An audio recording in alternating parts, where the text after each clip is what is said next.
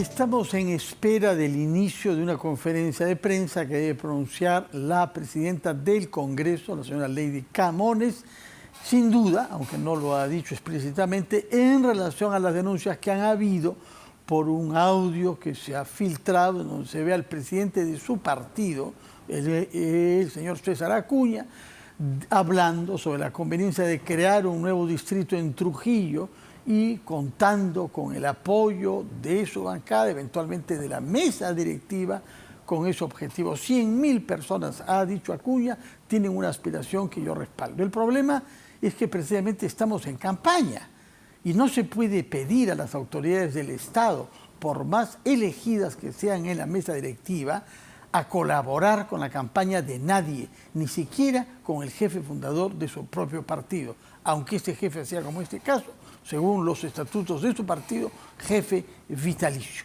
De manera que hay una falta que se ha cometido ahí si no se sabe distinguir entre lo que es una campaña electoral y lo que es las responsabilidades de imparcialidad que un funcionario público como la presidenta del Congreso debe tener. En cuanto hable la señora Camones, iremos a escucharla y le pediremos naturalmente permiso para eso a la señora Mercedes Arauz, a la que hemos invitado, que tenemos la amabilidad de desafiar el tráfico del viernes por la noche para venir acá y para contestarnos a preguntas de su especialidad. Pero su especialidad en realidad es múltiple. Buenas noches, Mercedes Arauz. Es múltiple porque usted es una economista clásica, pero que se ha orientado luego a la gestión pública, sobre eso enseña en la Universidad del Pacífico, pero ha hecho política, que es algo más que gestión pública, es decir, ha tratado de convencer con ideas en el marco de una visión general, no solamente sectores públicos. Comencemos con lo más central, que es el presupuesto. Estamos ante un presupuesto presentado por el actual ministro, que usted conoce, colega suyo, el señor Curburneo, que había sido ministro también de la producción anteriormente, y que ha sido viceministro de Hacienda. Es decir, conoce el oficio y conoce las entrañas del monstruo, como se diría, para hablar cortésmente sobre el MEF. ¿Qué le parece en el presupuesto que se ha presentado, el marco macroeconómico multianual que lo enmarca y las previsiones sobre deuda y sobre déficit que nos ha planteado el ministro Burneo? Bueno, como lo ha dicho el Consejo Fiscal, yo concuerdo con el Consejo Fiscal en que lo que ha presentado como marco macroeconómico multianual es muy optimista. Muy optimista por dos razones. Las razones externas, que no son favorables. Realmente se viene un año todavía complicado. Tenemos una guerra como la que está sucediendo en Europa, o sea, Rusia-Ucrania, que sigue generando disrupciones. Tenemos el fenómeno de China, que todavía no resuelve este tema de su política cero COVID y que puede continuar con cierres de ciudades o puertos, como ha sucedido en el pasado reciente. Y todavía la Reserva Federal está subiendo la tasa de interés porque tiene que frenar la inflación. Entonces estamos viendo varios fenómenos que se dan en simultáneo en el frente externo que pueden generar temas como la caída de los precios internacionales de los commodities, que somos nosotros exportadores. Por el otro lado, el tema interno, que no está resuelto. Es una crisis política que ha contaminado plenamente el quehacer económico y genera un gran pesimismo en la población. En el inversionista, es cierto que hay inversiones que son muy de largo plazo y que van a continuar, no hay duda. Algunas de las actividades mineras, como Quellaveco, ya empieza a operar, y bueno, hay otras que van a continuar haciendo porque ya hicieron un trabajo de inversión previa que no van a parar. Pero yo creo que el entusiasmo inversionista en el Perú ha parado, porque además se emiten leyes que vienen por parte de actores como el Ministerio de Trabajo, que pues complican la vida a la actividad productiva y a la generación de empleo nuevo. Usted está pensando sobre todo en la ley de tercerización. Entre otras, también la ley que... No es una ley, la de tercerización, aunque decreto, creo que es un decreto supremo. Sí. Y creo que que han sacado una norma en el Congreso para derogarlo. Están en eso, pero... O están en ese proceso, ¿no? Pero igual, no está bien que el Congreso esté derogando decretos del Ejecutivo pero es que lo provocan porque está generando una disrupción en el esquema productivo de contrataciones con un procedimiento formales. de la justicia que ha concedido amparos, con un procedimiento de Indecopi. Es. Y dígame si le ha sorprendido que Indecopi considere que es una traba ilegal contra la libre competencia. Lo que pasa es que el Indecopi es una entidad que es primero independiente dentro del Ejecutivo, pero que actúa con independencia, y dentro de sus funciones, los funcionarios que todavía están ahí, bueno, algunos de ellos, actúan con independencia. Los comités, los tribunales son independientes de quien preside el Indecopi. Sin embargo, pueden haber influencias de parte de la gestión y eso está mal.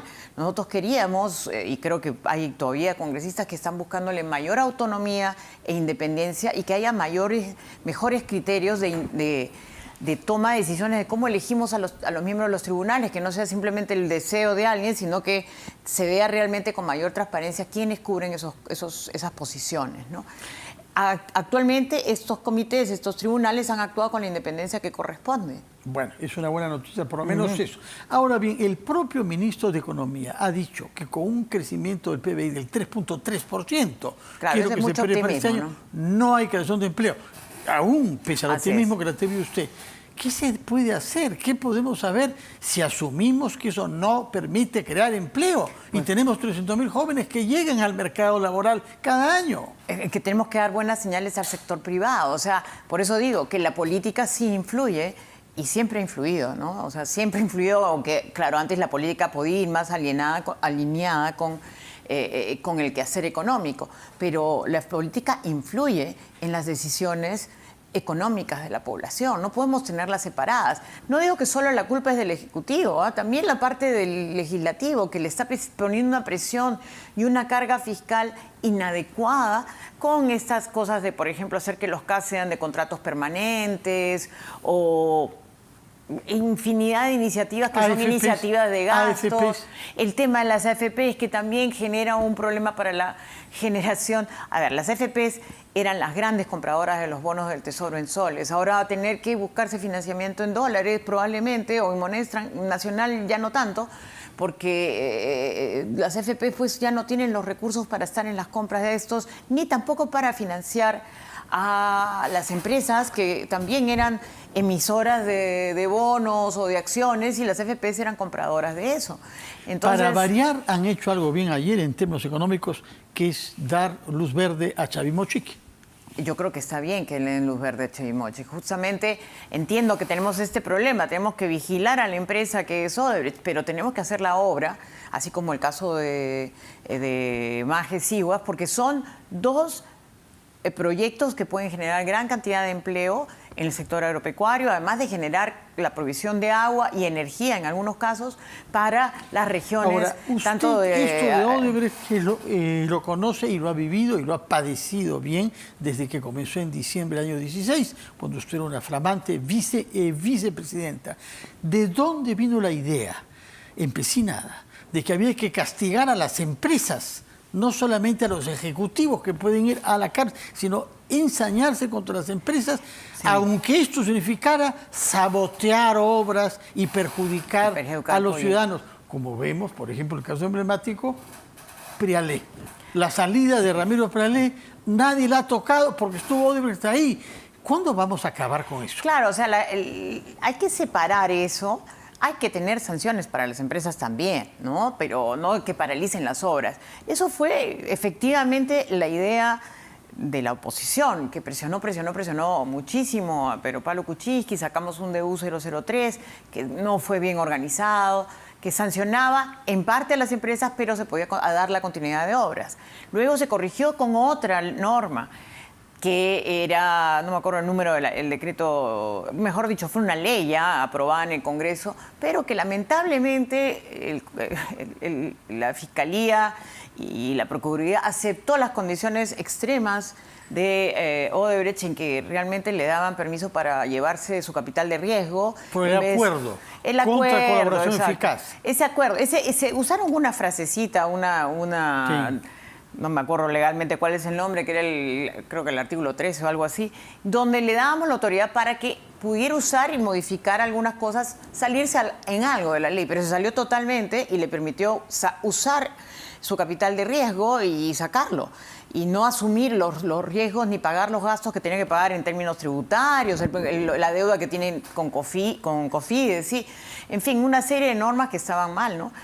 Yo creo que las sanciones penales existen en el tema de empresas, sobre todo cuando hay actos de corrupción, pero son sanciones que no implican la paralización de la obra, sino hay que hacer todo un cambio, inclusive de propiedad, como ha sido el caso, por ejemplo, de Graña y Montero, que ha habido cambios de propiedad, cambios en la regulación para que tengan más compliance, el correcto cumplimiento de las normas, o sea, adecuarse a normas más modernas, ¿no? Y es por ahí donde hay que caminar ahora, ¿no? Permítame una pequeña interrupción para hacer saber un tuit reciente, es decir, acaba de aparecer del Ministerio Público, afirmando que se ha logrado prisión preventiva, y lo tenemos en la pantalla, para Víctor Quispe Palomino, alias Camarada José, líder terrorista de Sendero Luminoso, por planificar y ejecutar la emboscada que acabó con la vida de 3 oficiales de las fuerzas del orden. Entonces, es una decisión tomada por la Fiscalía que el Ministerio Público naturalmente destaca como decisión lograda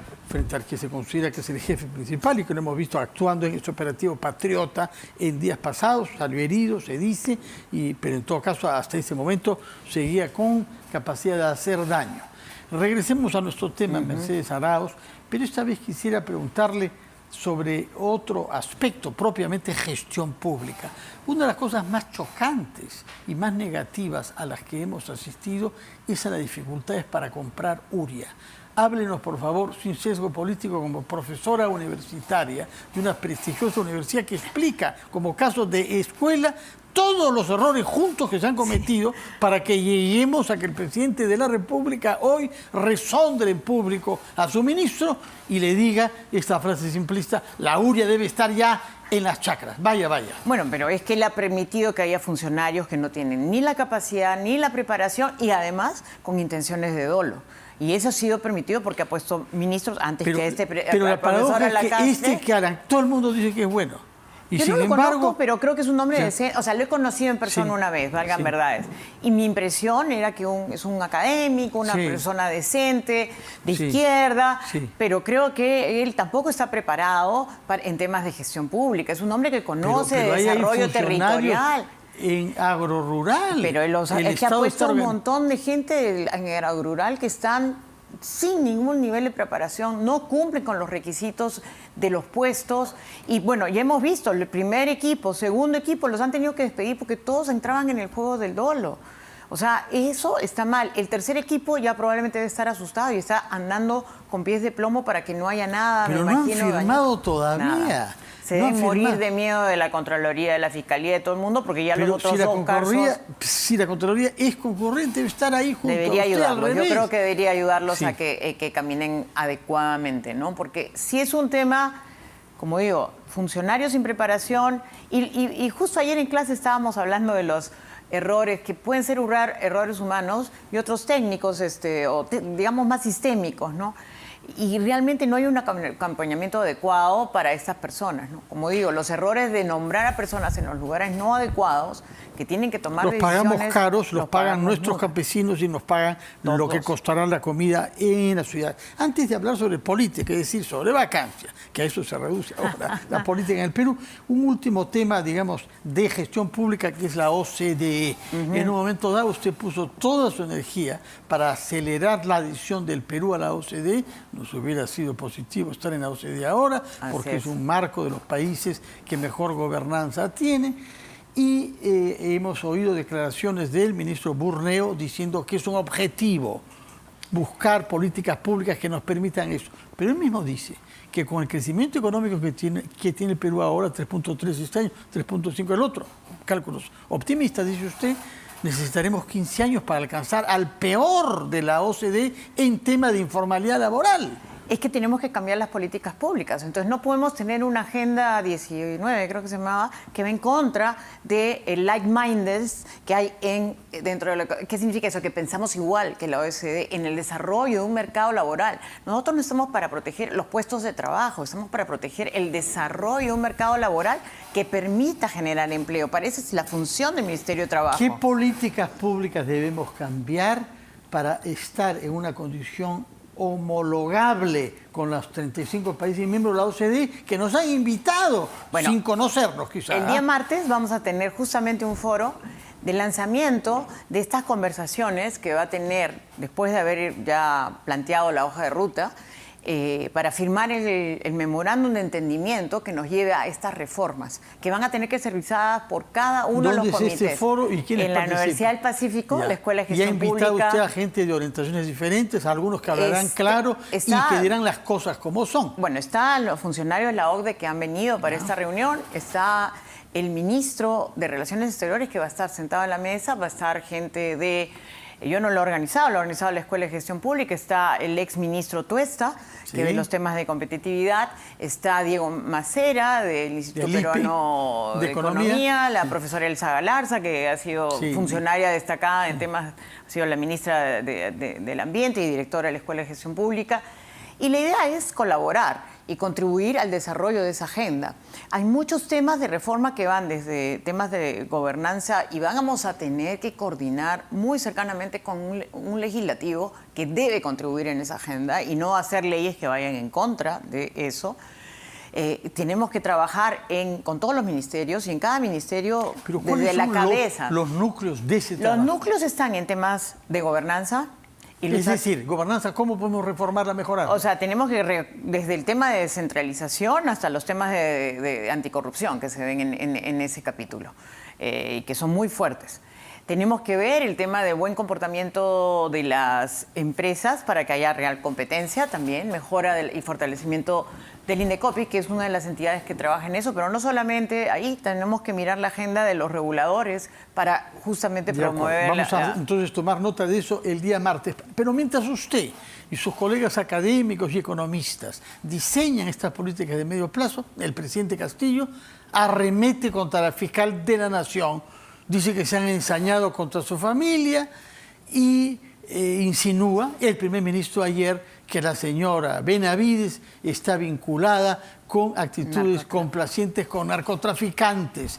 Explíquenos cómo se puede poner coto a esta cacofonía política en las más altas esferas del Estado, y para hacerle simple la respuesta hay 4 posibilidades: vacancia, suspensión, traición a la patria, y en los últimos tiempos se habla también de una cuarta alternativa. Explíquenos cómo ve usted las cosas. Si no me equivoco. Adelanto de elecciones. Que realmente creo que las vías que van directamente por el Congreso, que son el tema de la vacancia o la acusación constitucional, están bastante enredadas por los actores políticos que están en el Congreso. Acaba de usted mencionar el caso de la señora Lady Camones, empujada a tener que sacar una norma que es una norma bien tonta, que es una declaratoria de interés, porque el Ejecutivo es el que crea distritos, no el Legislativo. O sea, es usar políticamente una falsa promesa para hacer campaña política, ¿no? Grave error del señor Acuña si pretende ser presidente. Por favor, ¿no? si se quiere quedar con nosotros un instante todavía, escuchar la conferencia de Lady Camones. Nuestra compañera Janelice Martínez se halla en el lugar de los hechos. Adelante, Janelice.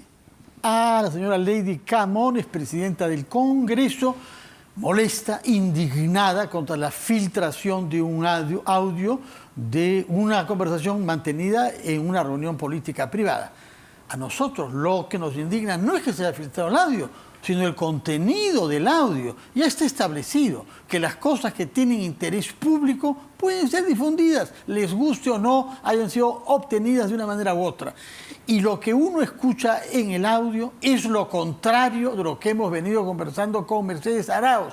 No hay una visión de Estado, no hay una visión de política pública, hay el pequeño interés partidario, hay el pequeño interés electoral, y así no avanzamos como país. Mercedes Arauz, gracias por haberse quedado con nosotros. ¿Por qué somos proclives siempre al pleito y no a la idea? Lamentablemente es porque no hemos fortalecido los partidos políticos. Yo creo que desde la época del cambio constitucional, digamos, del 92, cambiamos la regla de juego para los partidos políticos y perdimos norte. Los partidos políticos se han convertido en vientres de alquiler o empresas o empresarios que quieren pasar a la política y siguen funcionando en función a intereses pequeños en vez de mirar el bosque, y para lo cual se deben preparar, ¿no? Yo creo que no están suficientemente preparados para darse cuenta de que el interés particular no puede ser el que se legisle. Lo que se legisle es el interés colectivo. Entonces, sí, puede ser que una comunidad requiera pasar por y ser un nuevo distrito. Probablemente puedan tener un interés válido, pero eso se hace a través de los mecanismos formales que existen. El Ejecutivo es el responsable. Una declaratoria de interés es venderle una idea de campaña, pero no está haciendo una promesa. 100.000 electores en Trujillo. Claro, por 100.000 electores no es que se hacen las decisiones. No se hacen porque quiero ser elegido, se hacen porque quiero el desarrollo de esa población. La misma señora Camones en la conversación, cuando hablaba de que tenían que asistir el día 29 a esa sesión, hablaba del desarrollo del país. Tenemos que legislar, que tenemos que estar estamos en un momento de crisis, tenemos que abocar nuestro deber como representantes.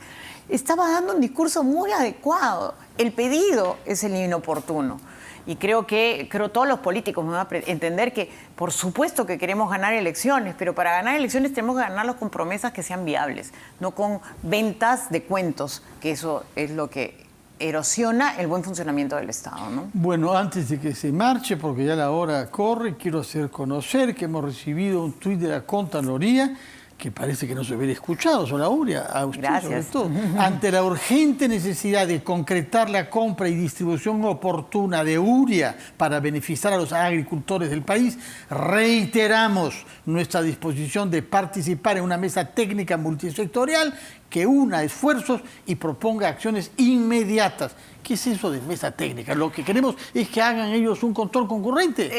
Es que no es control concurrente, realmente sí tiene que ayudar. Es un tema de sentarse a trabajar con ellos, probablemente con la gente de Perú Compras o con el MEF y la gente de la OCE, para llegar a una fórmula rápida de solución. Eso es una mesa técnica. Es una mesa técnica. No es para reflexionar, es para comprar, para tomar decisiones. Es para actuar y darle las soluciones rápidas. Bueno, ¿no? Señora Mercedes Arauz, muchas gracias por estar acá en su calidad de académica, aunque algo me dice cuando veo el entusiasmo con el que habla, que está usted en la academia reposándose antes de volver a la batalla. No me diga que no le voy a creer. Muchas gracias por su presencia acá. Que tenga buenas noches. Ha sido Mercedes Arauz, ex vicepresidenta de la República, ministra de Economía también y primera ministra, a la que agradecemos la presencia acá en Viernes por la Noche. Hacemos una pausa y regresamos rápidamente a las cosas como son.